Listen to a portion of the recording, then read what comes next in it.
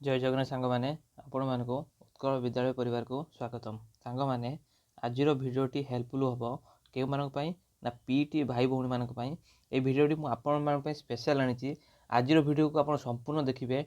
Video देखी सारापर आप decide करेंगे आप आग को आसवे कि चुप रे। टी थे ये भिडियो को भल भाव देखूँ तापर आप जानीपारे ए भिडियो मुझे कौन पर आनी आउ केते दिन आप चुप बसवे ए भिडियो आप जानीपारे। आप सहित जो प्रत्येक दिन छलना हो किंतु आप तापर भी चुप बसुँच थे भिडियो को देखूँ। फास्ट लक्ष्य करूँ भाई मैंने ये जो चिठी अच्छी ये जो लेटर देखूँ director of teacher education and SCERT Odisha Bhubaneswar है। ये चिठी किए क्या पाखु आसी ना from assistant director of Odisha to ओसे बाबा को आसी। ये चिठी कौन कहुई लक्ष्य करूँ ना compulsory subject of grade VI V2I V3I माने अपर प्राइमरी षष्ठ सप्तम अष्टम श्रेणी रे कौ टीचर नियुक्ति करने टी चिठी के आप भल भाव लक्ष्य करूँ।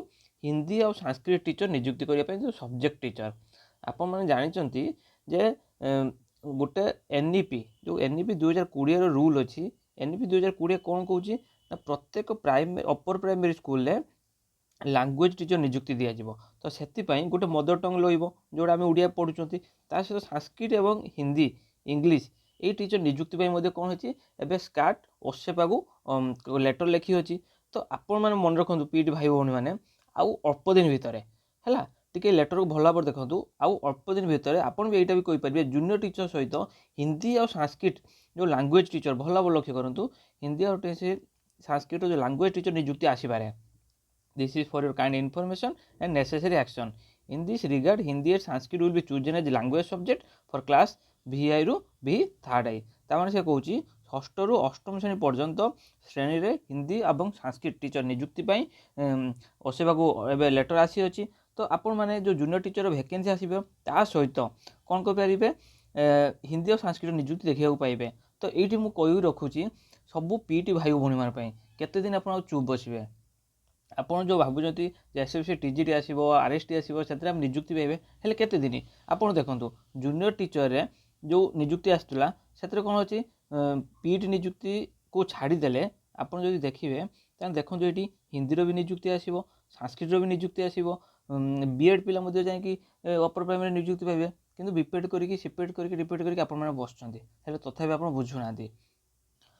तो आप केते दिन चुप बसवे लक्ष्य करूँ। लेटर को भल भाव देखते लेटर डिटेल्स कहुई लैंग्वेज टीचर नियुक्ति ऑलरेडी कौन हो सारी लेटर हो सारी। तो आप हिंदी और संस्कृत पिला माने खूब शीघ्र लैंग्वेज टीचर नियुक्ति देखा पाइबे junior teacher upper primary level में। तो पीटी भाई मैंने आप चुप बसतु आप घरे बसतु किसी प्रोब्लेम ना है एमती बसले जॉब भी आसीज। गोटे भाई मझे कही कि अपर प्राइमरी पीटी नियुक्ति केमिति हेबे देखो ये पूरा डायरेक्ट लिखाई द कॉन्ट्राक्चुअल बेसिस समग्र अभियान government elementary school government elementary school देखो PTI नियुक्ति है केते नियुक्ति है आप निजे लक्ष्य करूँ प्रत्येक जिला वाइज जब आप देखिए ये आप निजे लक्ष्य करूँ केते केते टीचर प्रत्येक जिला वाइज नियुक्ति है। तो जदि एत टीचर नियुक्ति ऑलरेडी हो सारी पुणी वैकेंसी कौन पर आसबनी देखो 4500 पाखापाखि वैकेंसी ऑल ओडिशा रे पाखापाखि 4500 PTI वैकेंसी नियुक्ति अच्छा ऑलरेडी अच्छा। तो जदि से नियुक्ति अच्छा नुआ नियुक्ति कौन पर आसब ना आपन कहतु NEP 2022 लक्ष्य करेंगे टी देखो वीडियो। तो आप देखो जदि एटी 4500 टीचर नियुक्ति हो पारे PTI टीचर तो बाकी पोस्टिंग कौन पर आसब ना बर्तमान जूनियर टीचर आसो कि वैकेंसी आसो लक्ष्य करूँ जूनियर टीचर आप जानते जूनियर टीचर आसो सह स्पेशल नियुक्ति जो स्पेशल टीचर नियुक्ति आसो MLE टीचर नियुक्ति आसो बर्तमान कहले कौन ना हिंदी टीचर भी सांग नियुक्ति आसो हिंदी आसो संस्कृत आसो किंतु PTI आसबनी। तथापि आप चुप बसुँच केते दिन चुप बसवे मुझे देखी आउ गोटे जिन सांग लक्ष्य करूँ ये सांग लक्ष्य करूँ फॉर क्लास 6 ରୁ क्लास 8 पर्यंत नियुक्ति कौ कौ टीचर रहा दरकार गोटे लिखाई एटलिस्ट 1 टीचर पर क्लास सो देयर शेयर भी एटलिस्ट 1 टीचर इच ताने गोटे लिखाई साइंस एंड मैथमेटिक्स टीचर भर गोटे रहा दरकार सोशल स्टडीज गोटे रहा दरकार लैंग्वेज टीचर गोटे रहा दरकार। ये लैंग्वेज टीचर विषय कौन आसुच्छी आसूँ हिंदी आसूँ संस्कृत आसूँ उर्दू तेलुगु आसूँ आउ कौन लिखी at least 1 teacher for every 35 children मान 35टा स्टूडेंट प्रति गोटे टीचर रहा दरकार। ता सहित होयर admission of children is above 100 जदि गोटे स्कूल एडमिशन 100 ऊपर थी कौन देखो पॉइंट को भल भाव लक्ष्य करूँ 3 नंबर पॉइंट कौन कही হোୟାର admission of children is above 100। ଯଦି ଗୋଟେ ସ୍କୁଲର ପିଲାମାନଙ୍କର ଆଡ଼ମିସନ୍ 100ରୁ ଉପରେ ଥିବ ସେଠି କ'ଣ କ'ଣ ରହିପାରିବ? A full time head teacher, ତାକୁ ଆମେ ହେଡ଼ମାଷ୍ଟର କହିପାରିବା। ପାର୍ଟ ଟାଇମ୍ ଇନଷ୍ଟ୍ରକ୍ସନ୍, ତାକୁ ଆମେ ଆର୍ଟ ଏଜୁକେସନ୍ କହିପାରିବା। Health pit and physical education କହିପାରିବା, ୱାର୍କ ଏଜୁକେସନ୍ କହିପାରିବା। ତ ଏଇଠି ସେ ଡାଇରେକ୍ଟ NEP 2020ରେ କହିଛି ଯେ ଗୋଟେ ସ୍କୁଲରେ ଯଦି 100ରୁ ଉପରେ ପିଲା ଥିବେ ତାହେଲେ ଆପଣ ଦେଖନ୍ତୁ ଏଠି ସେ ଡାଇରେକ୍ଟ କହିଛି ଫିଜିକାଲ୍ ଏଜୁକେସନ୍ ଟିଚର ମଧ୍ୟ ନିଯୁକ୍ତି ଦିଆଯାଇପାରିବ। ଏଇ ଯେଉଁ ନିଯୁକ୍ତି ନା NEP 2020କୁ ଫଲୋ କରିବାକୁ ସେ କହୁଛି ଯେ ଗୋଟେ ସ୍କୁଲରେ କେଉଁ ଟିଚର ନିଯୁକ୍ତି ରହିପାରିବେ। କିନ୍ତୁ ଗଭର୍ଣ୍ଣମେଣ୍ଟ କ'ଣ କରୁଛି ବର୍ତ୍ତମାନ ସବୁ ନିଯୁକ୍ତି ଆଣୁଛି କିନ୍ତୁ କେବଳ PTI ନିଯୁକ୍ତି ଛାଡ଼ିକି ବା PET ନିଯୁକ୍ତି ଛାଡ଼ିକି। ହେଲେ କ'ଣ ପାଇଁ? ତାପରେ ବି ଆପଣ ବି ଚୁପ୍ ବସୁଛନ୍ତି, ଆପଣ ବି କିଛି କହୁନାହାନ୍ତି। ଆପଣଙ୍କୁ ଯେତେ କୁହାଯାଉଛି ଲେଟର ଲେଖନ୍ତୁ, ଟ୍ୱିଟ୍ କରନ୍ତୁ, ଭିଜିଟ୍ କରନ୍ତୁ, ଆପଣ ଜାଣୁଛନ୍ତି ତଥାପି ଚୁପ୍ ବସିବେ। ହେଲେ କେତେ ଦିନ ଚୁପ୍ ବସିବେ? ଆପଣ ଜାଣିଛନ୍ତି SSP TGରେ ଆସିବ। ଆପଣ ଜାଣିଛନ୍ତି SSP TGରେ କେତେ ପୋଷ୍ଟ ଅଛି? ଆସନ୍ତୁ ଦେଖନ୍ତୁ ଆପଣଙ୍କର SSP ଭ୍ୟାକେନ୍ସି ଆସିବ ଫୁଲିଆଡେଡ୍ ହାଇସ୍କୁଲରେ। ଫୁଲିଆଡେଡ୍ ହାଇସ୍କୁଲରେ କେତେ PET ଭ୍ୟାକେନ୍ସି ଅଛି? ମାତ୍ର 250 ଭ୍ୟାକେନ୍ସି ଅଛି। ହେଲା, କେତେ ଭ୍ୟାକେନ୍ସି? ନା 250 ଭ୍ୟାକେନ୍ସି। ତାମାନେ ଆପଣ ଜାଣିଛନ୍ତି ଯେଉଁ ଫୁଲିଆଡେଡ୍ ନିଯୁକ୍ତି ଆସିବ କେତେ PET ଭ୍ୟାକେନ୍ସି ଆସିବ? 250। 250ରୁ ଯଦି ଆମେ କହିବା ଜେନେରାଲ କେତେ ଥିବ? ଜେନେରାଲ ଥିବ 125। ହେଲା, ଆଉ ବାକି SC ST ଆଉ SBC ତ 0 ଥାଏ, ତ ବାକି SC ST ପଳେଇବ, ତ 125 ଭଳିଆ ପୋଷ୍ଟ ଅଫ୍ PTI ଭ୍ୟାକେନ୍ସି ଆସିବ। ଆପଣ ଜାଣିଛନ୍ତି କେତେ ପିଲା PET କରିକି ବି ବସିଛନ୍ତି? ହେଲା, ଯଦି ଆମେ କହିବା ପାଖାପାଖି 4000 ପିଲା PET କରିକି ବସିଛନ୍ତି। ଓଡ଼ିଶାରେ କେତେ ହାଇସ୍କୁଲ ଅଛି ଯେଉଁ ଅପର ପ୍ରାଇମେରୀ ସ୍କୁଲ? ପାଖାପାଖି 45,000 ପ୍ରାଇମେରୀ ଅପର ପ୍ରାଇମେରୀ ସ୍କୁଲ ଅଛି। ହେଲା, PTI ନିଯୁକ୍ତି କେତେ ଅଛନ୍ତି? 4,500 ଟିଚର ନିଯୁକ୍ତି ଅଛନ୍ତି। ତାମାନେ ଆପଣ କୁହନ୍ତୁ ଯଦି ଏପଟେ NEP ବି କହୁଛି, ଆପଣ ନିଜେ ଦେଖିଲେ NEP କ'ଣ କହୁଛି ନା 100ରୁ ଅଧିକ ପିଲା ଥିଲେ PET ନିଯୁକ୍ତି ଆସିପାରିବ। ତ ଯଦି PET ନିଯୁକ୍ତି ଆସିପାରିବ, 4,500 ଟିଚର ନିଯୁକ୍ତି ଅଛନ୍ତି, ତାହେଲେ ଆଉ 4,000 ପିଲା କାହିଁକି ବସିବେ କୁହନ୍ତୁ ଆପଣ? ଆପଣ ସବୁ ଅନେଇଛନ୍ତି SSP TGରେ ଆସିବ। SSP TGରେ 250 ଭ୍ୟାକେନ୍ସି ଆସିବ। ଆପଣ କୁହନ୍ତୁ 4,000 ପିଲା, ତା ଦେହରୁ 250 ପଳେଇବେ, ଆହୁରି କେତେ ରହିଲେଣି? ଆହୁରି ବା 3,750 ପିଲା ରହିଲେଣି। ତାହେଲେ ଏ ପିଲା କ'ଣ କରିବେ? ପୁଣି ଆପଣ ବସିବେ। ପୁଣି ଆପଣ କେବେ ବସିବେ? ନେକ୍ସଟ RST କେବେ ଆସିବ? ତାହା ଭିତରେ BEd ପିଲା କ'ଣ କରିଥିବେ? ଅଲରେଡ଼ି ଜବ୍ କରିକି ପଳେଇଥିବେ। ହେଲା, ଆପଣ ଯେଉଁ ଜୁନିୟର ଟିଚର ଭ୍ୟାକେନ୍ସି ଆସିବ, ଜୁନିୟର ଟିଚରରେ ପାଖାପାଖି କେତେ ଭ୍ୟାକେନ୍ସି ଆସିବ? ନା 15,000 ଭ୍ୟାକେନ୍ସି ଆସିବ। ହେଲା, ଏଇ ଯେଉଁ 15,000 ଭ୍ୟାକେନ୍ସି ଆସିବ, ତ ସେମାନେ ତ BEd ପିଲା ୟା ଦ୍ୱାରା ବି ଅଧେ ନିଯୁକ୍ତି ପାଇକି ପଳେଇବେ। ତାପରେ ତାଙ୍କର ବି RST ଆସୁଛି, JT ଆସୁଛି, ସବୁ ଆସୁଛି, ସେଥିରେ ଭ୍ୟାକେନ୍ସି ପାଇବେ। କିନ୍ତୁ ଆପଣଙ୍କର କ'ଣ ଅଛି? ଆପଣ ସେଇ SSP TGଟି ଅନେଇଛନ୍ତି। ହେଲା, SSP TGରେ ଆସିବ, ତାପରେ RST ଆସିବ। ଆପଣ ସେଇ RST ଅନେଇଥିବେ, ସେଇ 250 ପିଲା, 4,000 ପିଲା ଅଛନ୍ତି, ପ୍ରତିବର୍ଷ ପାଖାପାଖି 500-1000 ପିଲା ଏବେ BPEd କମ୍ପ୍ଲିଟ୍ କରିକି ବସୁଛନ୍ତି।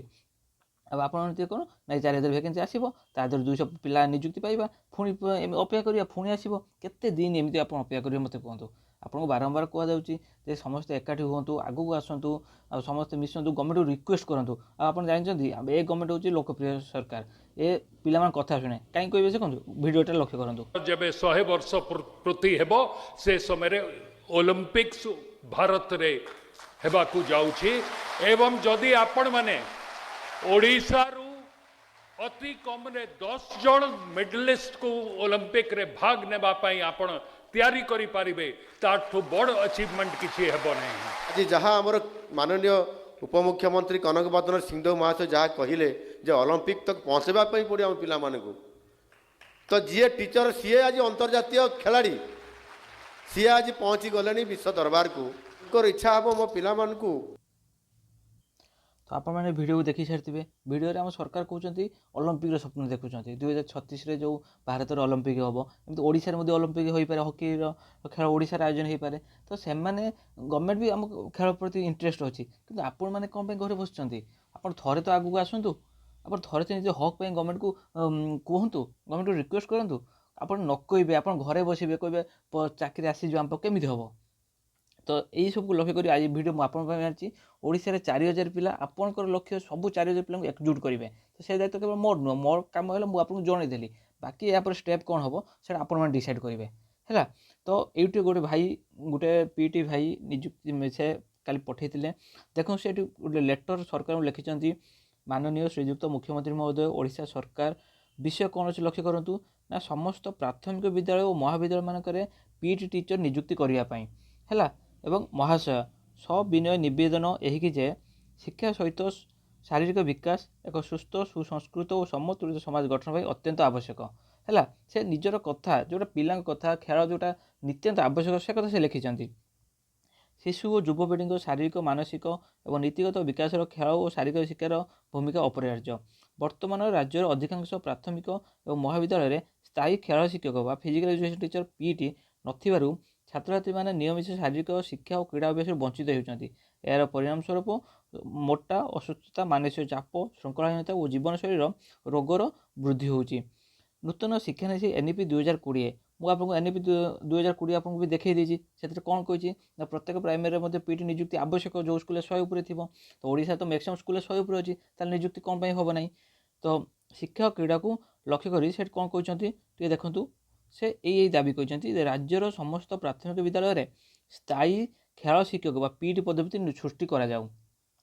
ଦ୍ୱିତୀୟ ପଏଣ୍ଟ, ଏହି ପଦବୀଗୁଡ଼ିକୁ ନିୟମିତ ଭିତରେ ନିଯୁକ୍ତି କରି ଛାତ୍ରଛାତ୍ରୀମାନଙ୍କୁ ଗୁଣାତ୍ମକ ଓ ନିୟମିତ ଶାରୀରିକ ଶିକ୍ଷା ନିଶ୍ଚିତ କରାଯାଉ। ଆମେ ଦୃଢ଼ ଆଶା କରୁଛୁ ଯେ ମାନ୍ୟବର ମୁଖ୍ୟମନ୍ତ୍ରୀ ମହୋଦୟ ରାଜ୍ୟର ଛାତ୍ରଛାତ୍ରୀମାନଙ୍କ ସୁସ୍ଥ ଭବିଷ୍ୟତ ଦୃଷ୍ଟି ରଖି ଏହି ନ୍ୟାୟସଙ୍ଗତ ଦାବି ବିରୋଧୀ ସକାରାତ୍ମକ ପଦକ୍ଷେପ ନେବେ। ସରକାର ତ ନେବେ, ହେଲେ ସରକାରଙ୍କ ପାଖକୁ ପହଞ୍ଚାଇବା ଦାୟିତ୍ୱ କାହାର? ଆପଣମାନଙ୍କର। କିନ୍ତୁ ଆପଣମାନେ କ'ଣ କରୁଛନ୍ତି? ଗ୍ରୁପ୍ରେ ଚୁପ୍ ହେଇକି ଘରେ ବସୁଛନ୍ତି ଯେ SST TGT ଆସିଲେ ପାଇବା। ଠିକ୍ ଅଛି, ମୁଁ ମନା କରୁନି, SST ପାଇଁ ପଢ଼ନ୍ତୁ, ହେଲେ କିଛି ସମୟ ତ ଆପଣ ବାହାର କରନ୍ତୁ, କାରଣ ଏ କିଛି ସମୟ ଆପଣଙ୍କୁ ନିଯୁକ୍ତି ଦେବ। ଆପଣ ଟିକେ ଥରେ ଭାବନ୍ତୁ, 45,000 ସ୍କୁଲ ଓଡ଼ିଶାରେ ଅଛି ଯେଉଁଥିରେ ପିଟି ଟିଚର ନିଯୁକ୍ତି। ହଁ, କେତେ ନିଯୁକ୍ତି ଅଛନ୍ତି? 4,500, ଆମେ ଧରିବା 5,000। ତାହେଲେ ଆହୁରି ଆପଣ ଲକ୍ଷ୍ୟ କରନ୍ତୁ, ପାଖାପାଖି 40,000 ସ୍କୁଲରେ କ'ଣ ଅଛି ନା ଟିଚର ନିଯୁକ୍ତି ନାହାନ୍ତି। ଆପଣମାନେ ମାତ୍ର 4,000 ପିଲା କୋର୍ସ କରିକି ବସିଛନ୍ତି। ତ ଭାବନ୍ତୁ, ଯଦି ସବୁ ସ୍କୁଲରେ ପିଟି ନିଯୁକ୍ତି ଆସିବ, ଆପଣ ଚାକିରି ପାଇଯିବେ ନା? ତାପରେ ଆପଣ ହାଇସ୍କୁଲ ପାଇଁ ପଢ଼ନ୍ତୁ କି କଲେଜ ପାଇଁ ପଢ଼ନ୍ତୁ, କିଛି ପ୍ରୋବ୍ଲେମ୍ ନାହିଁ, କିନ୍ତୁ ଥରେ ନିଯୁକ୍ତି ପାଇବେ କି ନାହିଁ? ତ ସେଥିପାଇଁ ଏଇସବୁ କଥା ସରକାର ପାଖକୁ ପହଞ୍ଚାଇବାକୁ ହେଲେ ଆପଣ ଏକଜୁଟ ହେବା ଦରକାର। କିନ୍ତୁ ଆପଣମାନେ ସେଥିପାଇଁ କିଛି କରୁନାହାନ୍ତି। ଆପଣ ଚୁପ୍ ବସୁଛନ୍ତି, କିଛି ଲିଡର ବାହାରୁଛନ୍ତି କିନ୍ତୁ ତାକୁ କେହି ସପୋର୍ଟ କରୁନାହାନ୍ତି, ଯାହାଫଳରେ ସେମାନେ ମଧ୍ୟ ଚୁପ୍ ହେଇଯାଉଛନ୍ତି। ହେଲେ ଏମିତି କେତେ ଦିନ ଚାଲିବ? ଆଉ କିଛି ଦିନ ପରେ ଏଇଟା ମୁଁ କହି ରଖୁଛି, ମନେ ରଖନ୍ତୁ, ଯେଉଁ ଜୁନିୟର ଟିଚର ନିଯୁକ୍ତି ଆସିବ, ଏ ଜୁନିୟର ଟିଚର ନିଯୁକ୍ତିରେ ହିନ୍ଦୀର ବି ନିଯୁକ୍ତି ଆସିବ, ହେଲା। ତା ସହିତ ସାଂସ୍କ୍ରିଟର ବି ନିଯୁକ୍ତି ଆସିବ। BEd ପିଲାମାନେ ମଧ୍ୟ ନିଯୁକ୍ତି ପାଇବେ ଅପର ପ୍ରାଇମେରୀରେ। କିନ୍ତୁ କେବଳ କାହା ପ୍ରତି ଛଳନା ହେଉଛି, କାହା ପ୍ରତି ପ୍ରତାରଣା ହେଉଛି ନା ପିଟି ପିଲାମାନଙ୍କ ପାଇଁ, ହେଲା। ପିଟି ପିଲାମାନେ କ'ଣ ପାଇଁ ହେଉଛି? କାରଣ ପିଟି ପିଲାମାନେ ହେଉଛି ଚୁପ୍। ସେମାନେ ସବୁ ଦେଖିବେ, ଶୁଣିବେ, ଖାଲି କହିବେ କିନ୍ତୁ କିଛି କରିବେ ନାହିଁ। ସବୁ ଚୁପଚାପ ବସିବେ, ଆମର ଆସିଲେ ଆସିବ, ନ ଆସିଲେ ନାହିଁ। କିନ୍ତୁ ଖାଲି କହିବେ ଆମର ଆସୁନି, ପ୍ରାଇମେରୀ ଆସୁନି, ପ୍ରାଇମେରୀ ଆସୁନି। ଆରେ ପ୍ରାଇମେରୀ ଆସିବ କେତେବେଳେ? ଆପଣ ପ୍ରାଇମେରୀ ପାଇଁ କ'ଣ କରିଛନ୍ତି? ଆପଣ ପ୍ରାଇମେରୀରେ ପିଟି ନିଯୁକ୍ତି କରିବା ପାଇଁ ଆପଣମାନେ କ'ଣ କରିଛନ୍ତି? ପିଲାମାନେ ଷ୍ଟ୍ରାଇକ୍ କରୁଛନ୍ତି। ପିଲାମାନେ ଆପଣ ଦେଖିଛନ୍ତି ଆର୍ଟ୍ସର ରେଜଲ୍ଟ ବାହାରିବା ପାଇଁ, ଆର୍ଟ୍ସ ପିଲାମାନେ ଦିନ ରାତି କରିକି OSSC ଅଫିସ୍ ଆଗରେ ବସିଲେ, ତାର ରେଜଲ୍ଟ ସେମାନଙ୍କୁ ମିଳିଲା ନା ମିଳିଲାନି? ଗଭର୍ଣ୍ଣମେଣ୍ଟ ଉପରେ ପ୍ରେସର ପଡ଼ିଲେ ସିଏ ରାଜି ହେବ, କିନ୍ତୁ ଆମ ଗଭର୍ଣ୍ଣମେଣ୍ଟ ତ ମନା କରୁନି। ଆମ ଗଭର୍ଣ୍ଣମେଣ୍ଟ ତ ସେ ଖେଳ ପ୍ରତି ବି ବହୁତ ପ୍ରୋତ୍ସାହିତ ଅଛି, ଖେଳକୁ ସମ୍ମାନ ଦେଉଛି, କିନ୍ତୁ ତାଙ୍କ ପାଖରେ କଥାଟା ପହଞ୍ଚାଇବା ଦାୟିତ୍ୱ କାହାର? ଆପଣମାନଙ୍କର। ଆପଣ କହିବେ ଗଭର୍ଣ୍ଣମେଣ୍ଟ କରିବ। ଆରେ ଗଭର୍ଣ୍ଣମେଣ୍ଟ ଯଦି କରିବେ, ଆପଣମାନେ କ'ଣ କରିବେ? ଆପଣଙ୍କ ନିଜେ ଜବ୍ କରିବେ, ତ ଆପଣ ତା ପାଇଁ ତ କିଛି କରନ୍ତୁ। ଆପଣ ସବୁବେଳେ ବସୁଛନ୍ତି ନା ସିଏ କରିବେ, ଆଉ ସିଏ କରିବେ, ଆପଣ କେବେ କରିବେ? ଭାବନ୍ତୁ। ଆପଣ ଏବେ ଚୁପ୍ ହେଇଯିବେ, ଆଉ 2 ମାସ ପରେ ଯେତେବେଳେ ନିଯୁକ୍ତି ବାହାରିବ, ଆପଣ ତ ଜାଣିଛନ୍ତି ଜୁନିୟର ଟିଚର, ମୁଁ କହି ରଖୁଛି, ଜୁନିୟର ଟିଚର ଫେବୃଆରୀ ମାସ ଭିତରେ ଆପଣ ଦେଖିବାକୁ ପାଇବେ। OTT ରେଜଲ୍ଟ ବାହାରିଯିବ, ତାପରେ ଜୁନିୟର ଟିଚର ନିଯୁକ୍ତି ଆସିବ। ସେତେବେଳେ ହିନ୍ଦୀ, ସାଂସ୍କ୍ରିଟ, BEd ପିଲା ସମସ୍ତେ ଫର୍ମ ପକାଉଥିବେ, ଆପଣ କିନ୍ତୁ ଚୁପ୍ ବସିଥିବେ, ସେ SSB TGTକୁ ଅନେଇଥିବେ। ଅଳ୍ପ ପୋଷ୍ଟ, 100 କେତେ ପୋଷ୍ଟ ବାହାରିବ, ତା ପାଇଁ ସମସ୍ତେ ପଢ଼ୁଥିବେ, କ'ଣ ନା ଆମର ତ ପୋଷ୍ଟ ବାହାରୁନି, ପୋଷ୍ଟ ବାହାରୁନି। ଆରେ ପୋଷ୍ଟ ବାହାରିବ କେତେବେଳେ ଯଦି ଆପଣ ଚୁପ୍ ବସିବେ? ବାରମ୍ବାର ଦେଖନ୍ତୁ, ପିଲା ଲେଟର ଲେଖୁଛନ୍ତି କିନ୍ତୁ ସେ ଲେଟର କେହି ଫରୱାର୍ଡ଼ କରିବାକୁ କେହି ନାହାନ୍ତି, ଟିକେ ଟ୍ୱିଟ୍ କରିବାକୁ ବାହାରୁନାହାନ୍ତି, ହେଲା। ଯଦି ଆପଣ ଏମିତି ଚୁପ୍ ବସିବେ ତାହେଲେ କେମିତି ହେବ ଆପଣ ନିଜେ କୁହନ୍ତୁ? ଦେଖନ୍ତୁ, ଆଉ ଥରେ ମୁଁ କହିଦେଉଛି, ଏଇ NEPର ଗାଇଡ଼ଲାଇନ୍ ଦେଖନ୍ତୁ। ଆଟଲିଷ୍ଟ 1 ଟିଚର ପର୍ କ୍ଲାସ୍ରେ ଗୋଟେ ଟିଚର ରହିବ, so that there shall be at least 1 teacher. ସେ ଟିଚର ଭିତରୁ କିଏ ହେଇଥିବ? ଗୋଟେ science math teacher, social teacher, language teacher, ହେଲା, ଆର୍ଟ ଟିଚର। ଏବଂ ଯେଉଁ ସ୍କୁଲରେ 100ରୁ ଅଧିକ ପିଲା ଥିବେ, ଏଇଠି ଲେଖନ୍ତୁ at least 1 teacher where admission of children is above 100। ଯେତେବେଳେ ପିଲାମାନଙ୍କର 100ରୁ ଅଧିକ ହେବେ, ସେତେବେଳେ health and physical education teacher ରହିବେ। ମୁଁ ଆପଣଙ୍କୁ ପୁରା ଗାଇଡ଼ଲାଇନ୍ ଡିଟେଲ୍ସରେ କହିଦେଲି। ନିଯୁକ୍ତି ହେବାର ସମ୍ଭାବନା ଅଛି, କାରଣ ନିୟମ ବି ଅଛି NEP ଅନୁସାରେ ସ୍କୁଲରେ ପିଟି ନିଯୁକ୍ତି ହେବେ, କିନ୍ତୁ ନିଯୁକ୍ତି ହେଉନାହିଁ। କ'ଣ ହେଉନାହିଁ ନା 14-15 ବର୍ଷରେ ଚୁପ୍ ହେଇକି ବସୁଛନ୍ତି, ସବୁ ଚୁପ୍, ପିଲା ବି ଚୁପ୍। କିଛି ଭାଇମାନେ ଲାଗୁଛନ୍ତି, ସେମାନଙ୍କୁ ଥ୍ୟାଙ୍କ ୟୁ, ସେମାନେ ବହୁତ କଷ୍ଟ କରୁଛନ୍ତି, କିନ୍ତୁ ଆଉ ବାକି କେହି ସପୋର୍ଟ କରୁନାହାନ୍ତି, ଯାହାଫଳରେ ସେମାନେ ବି ଚୁପ୍ ବସୁଛନ୍ତି। ସେମାନେ କେତେ ଦିନ ଲାଗିବେ? ପରିଶ୍ରମ କରୁଛନ୍ତି, ଫାଇନାନ୍ସିଆଲ ସପୋର୍ଟ କରୁଛନ୍ତି, ଟ୍ୱିଟ୍ କରୁଛନ୍ତି, ଡିଫେନ୍ସ, ତାଙ୍କ ସମୟ ସେମାନେ ଦେଉଛନ୍ତି, ହେଲେ ଆପଣମାନେ ସବୁ ଚୁପ୍ ବସୁଛନ୍ତି, ଖାଲି ଅନେକ ରହୁଛନ୍ତି କେବେ ଆସିବ, କେବେ ଆସିବ। କିନ୍ତୁ ଯଦି ଆସିବା ପାଇଁ କହିଲା ବେଳୁ ସବୁ ଚୁପ୍। କାଲି କହିବା ସବୁ ଟ୍ୱିଟ୍ କରିବା, ସକାଳୁ କେହି ରିପ୍ଲାଏ ଦେବେନି। ଏମିତି କେତେ ଦିନ ଚାଲିବ? ଆପଣ ଚାଲନ୍ତୁ, ଏଇଟା ଆପଣଙ୍କ ଉପରେ ଡିପେଣ୍ଡ କରେ। ଜୁନିୟର ଟିଚର ପୂର୍ବରୁ ଯଦି ଆପଣ ଲାଗିବେ ଜୁନିୟର ଟିଚର ସିଓର ପିଟି ଭ୍ୟାକେନ୍ସି ଆସିବ, କିନ୍ତୁ ଆପଣ ଯଦି ଚୁପ୍ ବସିବେ ଆପଣ ସେମିତି ଅନେଇଥିବେ ସେମାନେ ନିଯୁକ୍ତି ପାଇଯିବେ, ଆପଣ ସେମିତି ବସିକି ରହିବେ। ତ ମୋର ଇନଫର୍ମେସନ୍ କହିବାର ଥିଲା, ମୁଁ ଆପଣଙ୍କୁ କହିଦେଲି। ନେକ୍ସଟ ପଦକ୍ଷେପ କ'ଣ ହେବ ସେଟା ଆପଣମାନେ ଡିସାଇଡ଼ କରିବେ। ଆପଣମାନେ କ'ଣ କରିବେ, ଆପଣମାନେ ଚାକିରି ଆପଣ ବୁଝିବେ। ମୁଁ ଡେସ୍କ୍ରିପସନ୍ରେ ଗ୍ରୁପ୍ର ଲିଙ୍କ୍ ଦେଇଛି, ଏଇ ଲିଙ୍କ୍ରେ ସମସ୍ତେ ଜଏନ୍ ହୁଅନ୍ତୁ ଏବଂ ସବୁ ପିଲା ଅଲ୍ ଓଡ଼ିଶାରେ ଯେତେ ପିଟି ପିଲା ଅଛନ୍ତି ସମସ୍ତଙ୍କୁ ଏ ଲିଙ୍କ୍ ସେୟାର କରନ୍ତୁ, ସମସ୍ତଙ୍କୁ ଏ ଗୋଟେ ଗ୍ରୁପ୍ରେ ଜଏନ୍ ହେବା ପାଇଁ କୁହନ୍ତୁ। କାହିଁକି ଆପଣ ଗୋଟେ ହେଲେ ଯାଇକି ଆପଣ ମିଳିତ ଭାବେ କିଛି ପଦକ୍ଷେପ ନେଇପାରିବେ। ଯେପର୍ଯ୍ୟନ୍ତ ଆପଣ ଏକ ହେଇନଥିବେ, ଏକଜୁଟ ହେଇନଥିବେ, ସେ ପର୍ଯ୍ୟନ୍ତ ଆପଣ କ'ଣ କରିବେ, ଏମିତି ଅନେଇକି ବସିଥିବେ ହେଲା। ତ ମୋ ଦାୟିତ୍ୱ ମୁଁ କରିଦେଲି। ଏବେ ଆପଣମାନଙ୍କ ଭିତରୁ ଜଣେ ଏଇ ଭାଇ ମୋତେ କାଲି ରାତି 11ଟା ହେଲାଣି ସେ ମୋତେ କହୁଛନ୍ତି କି ସାର୍ ଏ ବିଷୟରେ ଭିଡ଼ିଓ କରନ୍ତୁ। ସେ ଭିଡ଼ିଓ କ'ଣ କରିବି, ପିଲାମାନେ ତ କେହି ବାହାରୁନାହାନ୍ତି। ତ ମୋ କର୍ତ୍ତବ୍ୟ ମୁଁ କରିଦେଲି। ଆପଣଙ୍କୁ ଗୋଟେ ଇନଫର୍ମେସନ୍ ଦେବା କଥା ସବୁ ଇନଫର୍ମେସନ୍ ଦେଇଦେଲି। ଆପଣଙ୍କର ଆଉ ଡାଉଟ୍ ରହିବନି ଯେ ପିଟି ଭ୍ୟାକେନ୍ସି ଆସିପାରିବ କି ନାହିଁ। ଆଜି ସବୁଟା ଡିଟେଲ୍ସରେ ଆପଣଙ୍କୁ କହିଦେଲି। ଏହାପରେ କ'ଣ ଷ୍ଟେପ୍ ଆପଣ ନେବେ ଆପଣମାନେ ଡିସାଇଡ଼୍ କରନ୍ତୁ। ତ ଡେସ୍କ୍ରିପସନ୍ ଲିଙ୍କ୍ ଦେଇଛି, ଯଦି ଆପଣମାନଙ୍କର ଦାୟିତ୍ୱ ସେ ଲିଙ୍କ୍ରେ ଜଏନ୍ ହୁଅନ୍ତୁ, ଗ୍ରୁପ୍ରେ ଜଏନ୍ ହୁଅନ୍ତୁ ଏବଂ ଓଡ଼ିଶାର ସବୁ ପିଲାଙ୍କୁ ଏକଜୁଟ କରନ୍ତୁ। ସେ ଦାୟିତ୍ୱ ଆପଣମାନଙ୍କର। କେମିତି କରିବେ, ଯାହାର ଦରକାର ଥିବ ନା ସେ ଯେମିତି ହେଲେ ସେମିତି କରିପାରିବ। ତ ଏଇଟା ମୁଁ ଆପଣମାନଙ୍କ ଉପରେ ଛାଡ଼ିଥିଲି। ତ ରହିଲି, ନେକ୍ସଟ ଭିଡ଼ିଓ ଦେଖାଯିବ। ଭିଡ଼ିଓ ଭଲ ଲାଗିଲେ ଲାଇକ୍ ସେୟାର ଆଣ୍ଡ ସବସ୍କ୍ରାଇବ୍ କରିବେ। ତ ଯଦି ମୋ କଥା ଆପଣମାନଙ୍କୁ ଖରାପ ଲାଗିଥିବ ସେଥିପାଇଁ ମୁଁ କ୍ଷମା ମାଗୁଛି। ତ ଯଦି କିଛି ଭୁଲ କରିଥିବି ସେଥିପାଇଁ କ୍ଷମା ପ୍ରାର୍ଥନା କରୁଛି। ନେକ୍ସଟ ଭିଡ଼ିଓ ଦେଖାଯିବ। ଜୟ ଜଗନ୍ନାଥ।